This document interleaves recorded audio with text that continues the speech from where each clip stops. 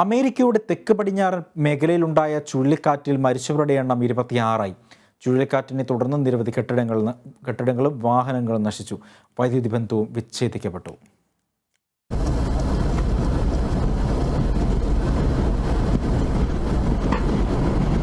Arkansas, Tennessee, Illinois, Indiana, Alabama, Mississippi തുടങ്ങിയ സംസ്ഥാനങ്ങളിലാണ് ചുഴലിക്കാറ്റ് ഉണ്ടായത്. മരങ്ങൾ കടപുഴകി വീണും മേൽക്കൂരകൾ തകർന്നുമാണ് പല കെട്ടിടങ്ങളും നശിച്ചത്. ചുഴലിക്കാറ്റ് കടന്നുപോയിടത്തെല്ലാം കുലുക്കം അനുഭവപ്പെട്ടെന്ന് സ്ഥലവാസികൾ അഭിപ്രായപ്പെട്ടതായി അന്താരാഷ്ട്ര മാധ്യമങ്ങൾ റിപ്പോർട്ട് ചെയ്തു.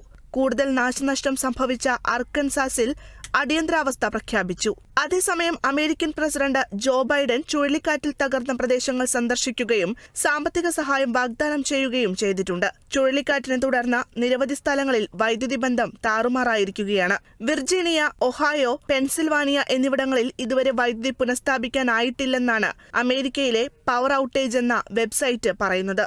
International desk, Kerala vision news.